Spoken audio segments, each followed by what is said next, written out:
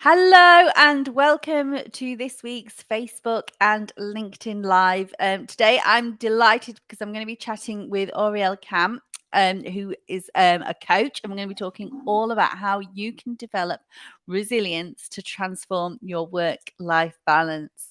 So as people are logging on, if you can let us know if you can hear us all okay, give us a like or an emoji, that would be fab. But today I'm going to be chatting all about resilience with Oriel Camp from Oriel Coaching.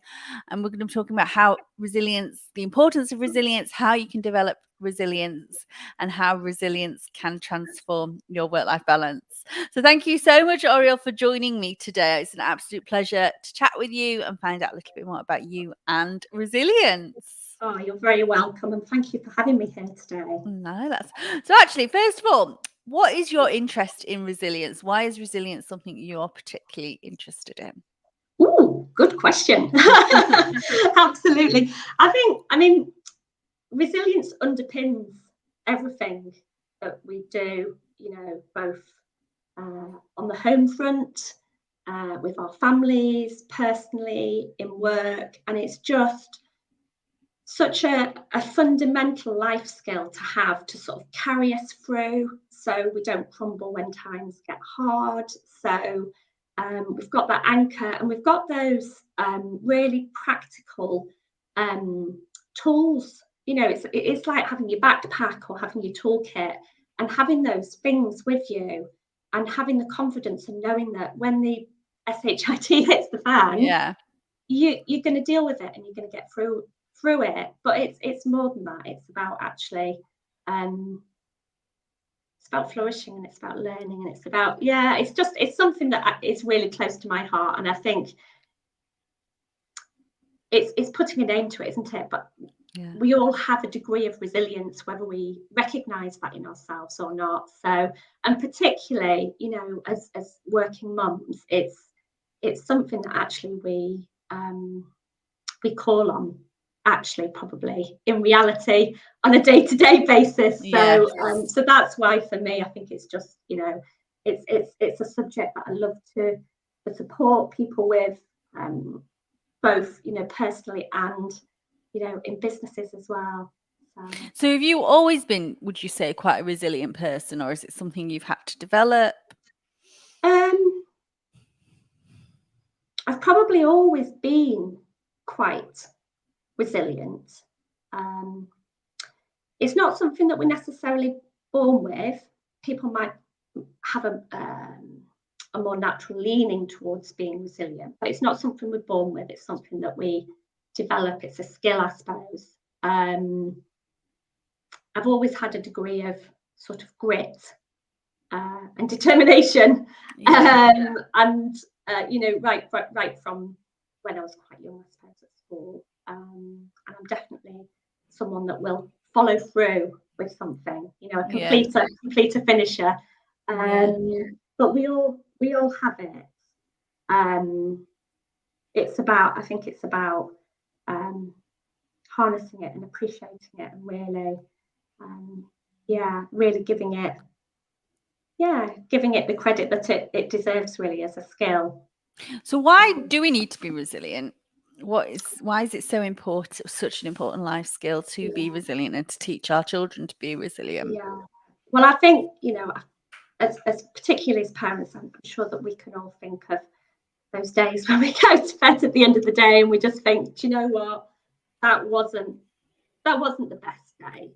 I didn't role model the best behaviours, perhaps in conversation with the kids. Maybe it wasn't actually a conversation, it was more of a bicker or so you're conscious that perhaps you didn't role model the best behaviours at home.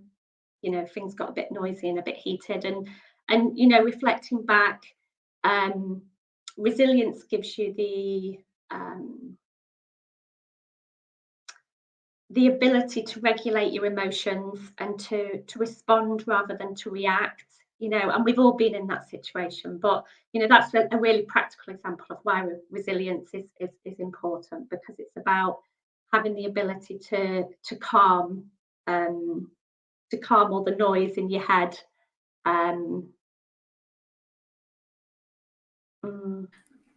So you said we're not necessarily born with resilience, but we talked Mm, about the importance of mm, resilience.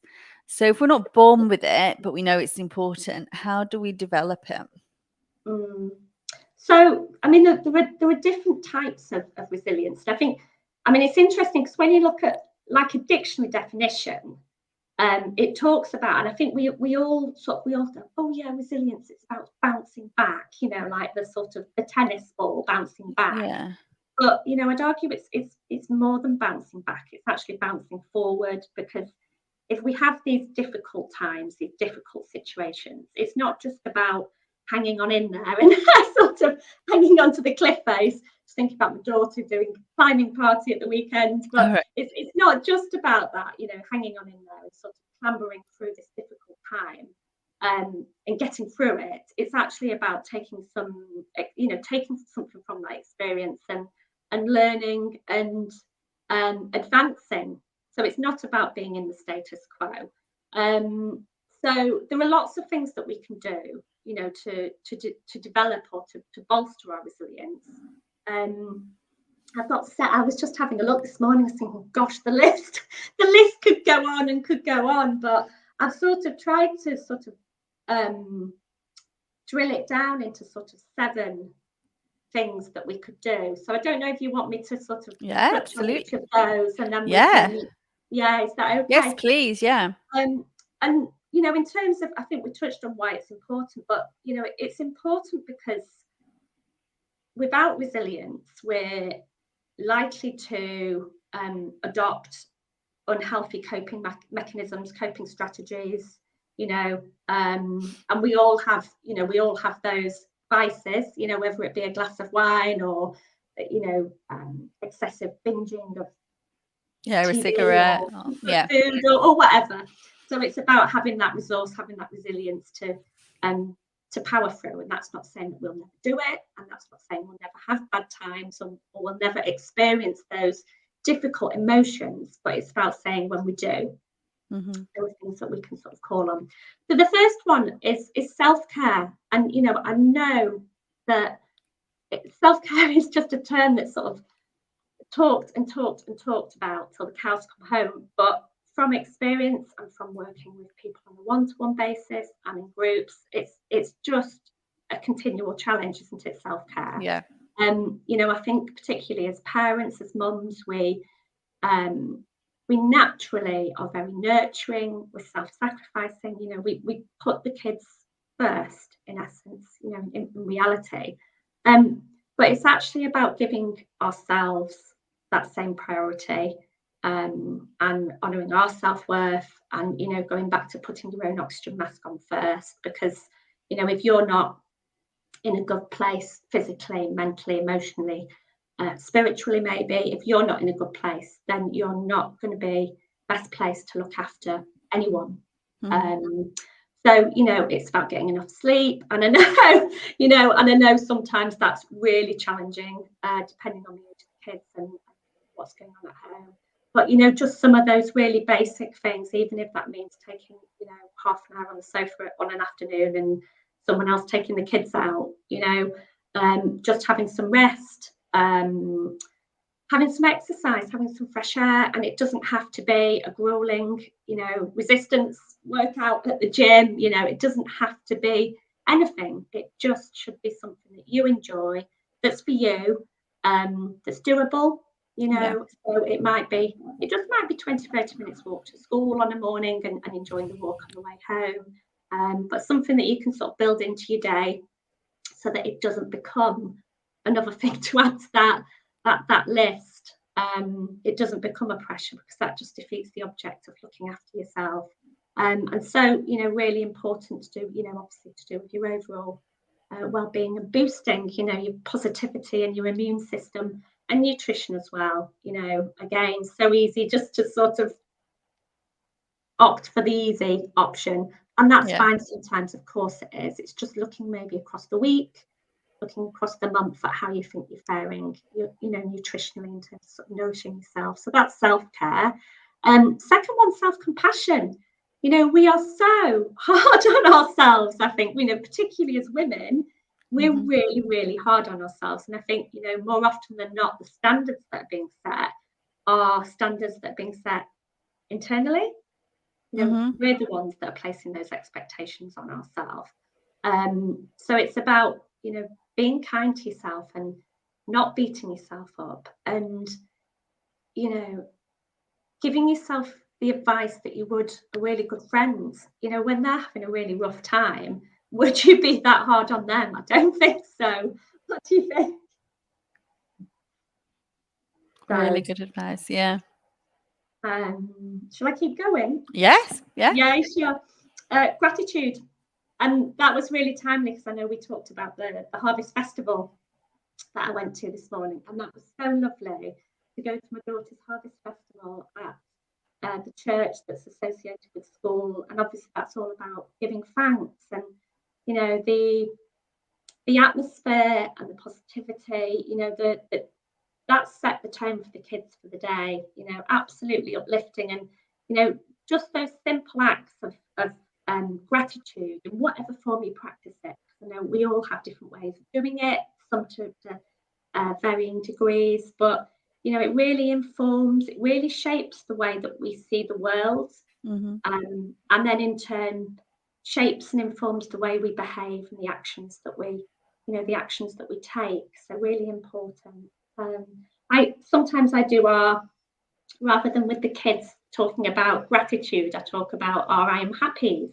You know, so what are we, you know, just even if it's just for a couple of minutes, you know, what are we happy about? What are we excited about for the day? And yeah, it definitely, it just lifts the mood and sets the tone. Yeah, And that's nice. I like that. I'm going to yeah, borrow that on the way home from yeah, school. I'm Rather than how happy. was your day, what were you happy about today? Yeah, what were you happy about? Yeah, definitely. And it's lovely to do either at the beginning of the day to get them thinking in a sort of optimistic, positive way, or at the end of the day, like you say, just to get them to reflect back on what they really enjoyed, what was fun, you know. Mm. So that's number 3. I'm just having a little look what else I've got. Um, number 4, you know, just taking a breath, pausing. I know, you know, more and more, um, a lot of us are adopting sort of breathing techniques, perhaps some meditation and mindfulness, but again, just, you know, using it in whatever way you see fit. So for some people, maybe that's going to more of a structured class.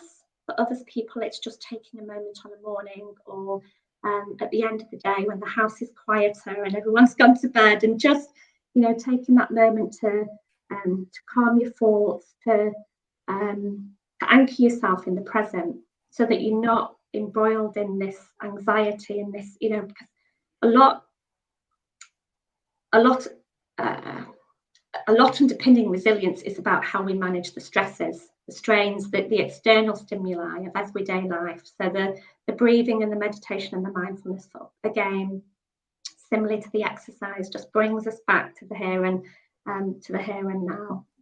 And then we talked about number 5. We've already talked about sort of emotional regulation, and really it is about having that composure and that control, and not reacting. And obviously, you know, we're all human and we will on occasion, but taking the opportunity just to pause for a moment and not to feel pressured to respond in perhaps a work Yeah, situation, reflect. Yeah. or at home. And, you know, the power of silence, the beauty of silence, just to allow for that to sit before responding. And, you know, on a day-to-day basis, there are things, aren't there, in reality that are out of our control. Mm-hmm. You know, you might be going to work, you know, hybrid or work or remote, I don't know, but you might be going to work, to the office, stressed because you're stuck in traffic. But is that in or outside of our control? Well, it's outside, isn't it? So we can choose to sort of behave with road rage and get really stressed and be hammering our fists on the whatever, or we can choose to do something more productive and healthier with our time, perhaps listening to a podcast, or just enjoying the views, and just recognizing where, you know, where you do have the opportunity to influence. You know, there's that sort of internal locus of control. So are you a fighter? Have you got the opportunity to influence, or do you feel that actually everything's outside of your control and everything's external, and life is being done to you, because that's a really hard and really harmful place to sit. So it's working with that. Number 6, problem solving. So recognizing where there will be situations where you do have some control and some influence, and not sitting there thinking, oh no, this is an absolute nightmare. So the danger is, it's quite easy to catastrophize and sort of put stuff up on the sort of the 10 out of 10. But actually, when you drill down, it's like, actually, it's not life-threatening. I'll probably put it in a 4 in reality, So again, it's just sort of lowering the anxiety, the stress levels, and just looking at things rationally, looking at things logically, in a measured way, and just workarounds. We're fantastic as parents, aren't we? Thinking of workarounds, thinking of solutions to issues. So it's applying that, in everyday life, perhaps more broadly speaking, and reframing some of the negativity and seeing it as a challenge, I suppose. And then the final one, I don't even know what number 7 is. Something that some of us are quite good at and some not. Connection and support. So I think some people are naturally really good at reaching out and can you just, which is fantastic, and others less able, feel less comfortable seeking out that help and looking for that support, wanting to work independently rather than sort of interdependently. But particularly as parents, so important that we have that support network, whether that be at home with family or with friends, or with colleagues, with people at work, people that you can call on, just to lift you up and to give you that helping hand, because we all need it, don't we? We all need it from time to time. And I think what I've tried to emphasize here is that resilience isn't just for those crises moments, those extremes, job loss, divorce, illness, whatever. It's not just for those times, it's for everyday life. It's your car's broken down. And Exactly. It's everyday life. It's for every bump in the road. It's for life per se. Really.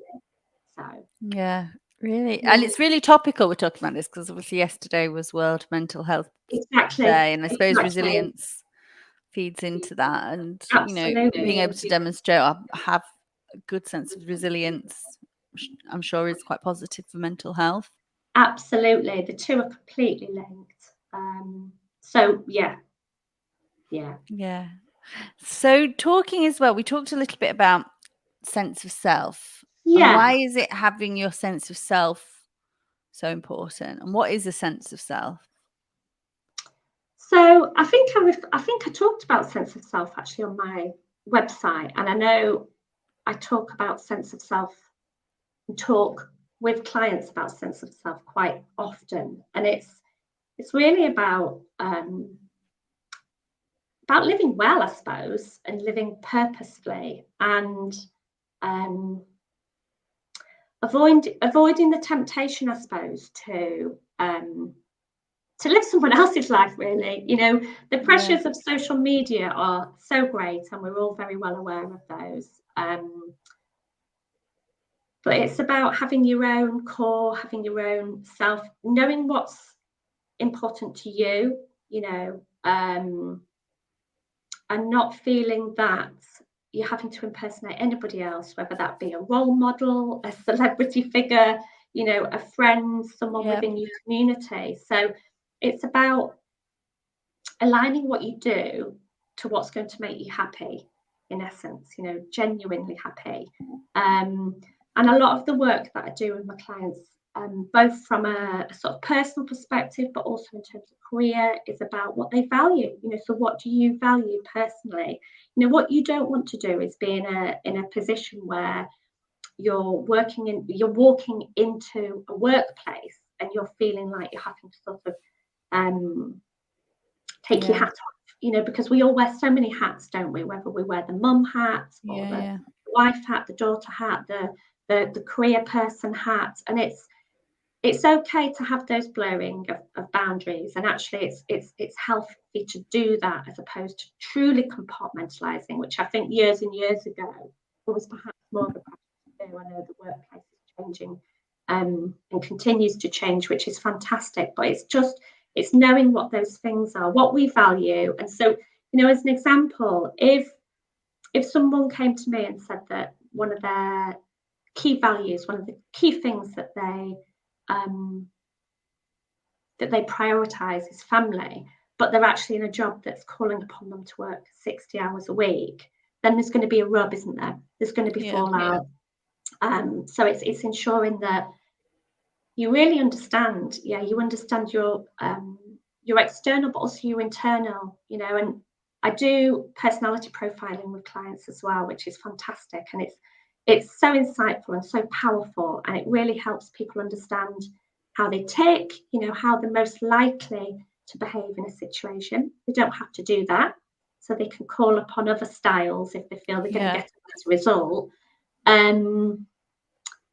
But it's about, understanding where you get your energy from, in what environments you thrive.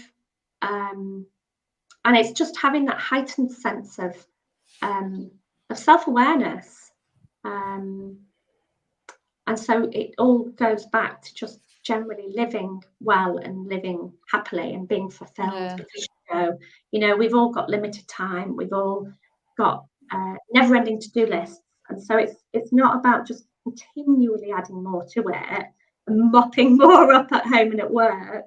It's about actually saying, do you know what, that's going to go, or that can be cut now, because that's not truly aligned. And I'm not suggesting people that do, their core sort of role and responsibilities. If that's the case, then perhaps it's a case of looking at their so is sense of self, is it linked to resilience? No, you're having a sense of self. It is, yeah, because it's understanding your core, isn't it? Understanding it's it's like having that lighthouse, isn't it? And that resilience. So it's not standing hard and fast and saying this is me or this is the situation and I'm going to stand strong. It's about moving with the wind, sort of touching on balance, it's seasonal and moving with the wind, and not it's about bending and about flexing and not just sort of cracking under the strain. So yeah. And how can resilience transform our work-life balance? So I think it's going back to all of those sort of coping strategies we talked about. So we just said there that it's about having that compass, and it's about having that guiding star and understanding what you want for yourself, whilst flexing, of course, at the same time. And perhaps what you want for yourself now might be different to what you want when you're approaching retirement, or what you wanted maybe when you were in your 20s. But it's recognizing that, like our own sense of self is unique to us, so is life-work balance. So there's no point in trying to achieve a balance that isn't right for you because someone down the road's doing it. Perhaps a friend is more active and their energy levels are different and they're more outwardly going. And, it's about working out, what's balance look like for you? Where do you get your energy from? Taking a snapshot. So, what does it look, what does it feel like? If everything were exactly as you wanted it to be, holistically, across your life, across all the priority areas in your life, what would you be doing, and what would you be enjoying, and what would you be feeling? And then when you take yourself to that sense, you can get a bit of a snapshot as to, well, how far off am I from that? Or actually, am I quite close already? And then it's using that resilience, using that life skill to say, okay, I might not be there at the moment in all of those areas. Perhaps there's a reason, because I've just been promoted, actually. So I'm spending and investing more time at home, at work, or vice versa. And it's seasonal, and it's about recognizing that it will change, it will change. It's about being conscious so that if you are off kilter, that you're not trying to sustain that for long periods of time, promoting sort of burnout.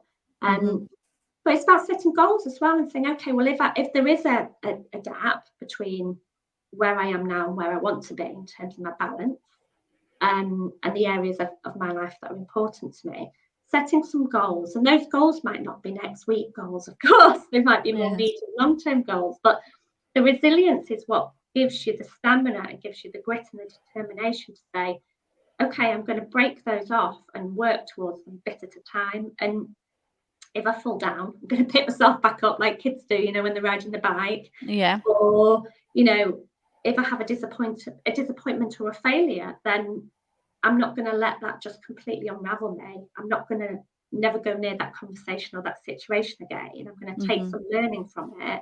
And because it's not, it's not about success and about failure. It's about learning and it's about mastery and it's about, we're continually evolving, aren't we? I love, talking to the kids about how, even when you're in your 80s or your 90s, you're approaching 100, you're still learning, aren't you? We're a life, we're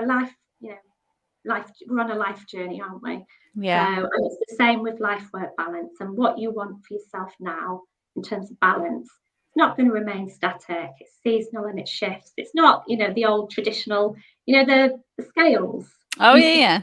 The time, the work-life scales. It's not proportion like that. Is it in reality? It's much more fluid. So you've touched a bit on about how you help clients develop resilience. So do you want to give a bit more information about Oriel coaching and how you help clients and the types of clients you help? Yeah, so I work with mums and some dads, which is fantastic. I love working with dads as well, who really are finding themselves stuck, a little lost, sort of directionless. So they tend to be middle senior managers and they've worked really hard to get to where they are today. But actually, we're going back to the things about values and what they prioritise now. That's shifted, that's changed. And my role really is to support them to work out what the next steps are for them, reconnect with what's important to them now, and what's going to fulfill them, what's going to be a meaningful move. And that might be a complete career change, or it might be a pivot, or it might actually be a different role within the same company. And as we know, life and career aren't compartmentalised. So quite often we will touch on other sort of life goals, aspirations that they have. But some of it's about the mechanics of the goal and getting there. And a lot of it's about the mindset as well. So it may be that someone's having a confidence wobble, questioning their value within the workplace. I know you touched on it, you had a good conversation about imposter syndrome the other week. So it's all of the really positive, enabling, empowering sort of mindset work that helps to propel people forward as well. So that's the one-to-one work that I do with mums and with dads. And then I also go, and I've touched on the profiling, which I would offer clients at the front end of a coaching package, because it's just so useful, I think, particularly when you're thinking about sort of the follow-through and maximising your chances of really achieving what you want to achieve. And then the second sort of strand to my work is where I go into businesses. And I love that as well, because it's a completely different dynamic as opposed to one. And it's providing well-being support. So helping businesses to help their people to look after themselves, from very much from a sort of ownership and accountability perspective, using coaching tools, focusing, on resilience like we've just done today, life-work balance, time and energy management. So it's really practical support that I provide. So that might be like 60-minute, quite punchy. Or like a presentation or workshops, or it's more of a workshop, like sort of 60-minute. It could be a lunch and learn or sort of coffee break type activity, where we get a bit of conversation going around what something is and what it means for them. And there's always an opportunity for people in the room to just get a sense check, I suppose, where they're at, and to take some practical tools away with them. And there's some sharing, and then some work that's private to the individual, that is about being open and honest, I suppose, and getting value from the session. And then I do lengthier sort of half-day, one-day sessions as well. So, but I love both, because well, it gives you variety, doesn't it? Yeah, exactly, and it's a different dynamic. So, And did you mention, are you running any webinars, or have I made that so I do have free masterclasses. I haven't got another date in the diary yet, so that's one to book. But I do a career change masterclass, that really is supporting people to sort of to take calm and confident control, and that's sometimes quite challenging when you're in a position that or in an environment that's quite difficult. So it's about, again, I suppose it's about resilience, isn't it? It's about taking that step back, and about pausing and allowing yourself to reflect and to reset before sort of leaping onto the next thing. Because the danger, of course, is that you jump from the frying pan into the fire. You put the sticky plaster on, but you're in the same situation that you were perhaps 12 months prior, but with different people. So so that's a masterclass that I do. So I'll definitely be doing another one before Christmas, and then in the new year I'm looking to open up a group coaching program, which again around career change, which will be great, because it's a different dynamic. There'll be an opportunity for the people within the group to provide peer support, and again it goes back to that connection and support. So again, it's a slightly different sort of offering, but I'm really looking forward to that. Oh, brilliant. So where can people find out more about you, your upcoming masterclasses and group coaching, and connect with you? So I'm not on Instagram, but I am on LinkedIn. So they can obviously connect with me on LinkedIn. I've got a website, so orielcoaching.co.uk, and a Facebook page at Oriel Coaching UK. And then there's also a closed Facebook group called At the Career Change Masterclass. At the Career Change Show? At the Career Change Masterclass. Okay, Career Change. And that's where I might hop into it live, provide some sort of content, some value to the group, outside of the sort of the free sessions. So, brilliant. Oh, well, lovely. Well, that's perfect. Well, thank you so much, Oriel, for joining me today. Thank you for everybody that has watched and learned all about how we can use resilience to transform our work-life balance. Thank you. Thanks very much. Have a super afternoon. Yeah, you too.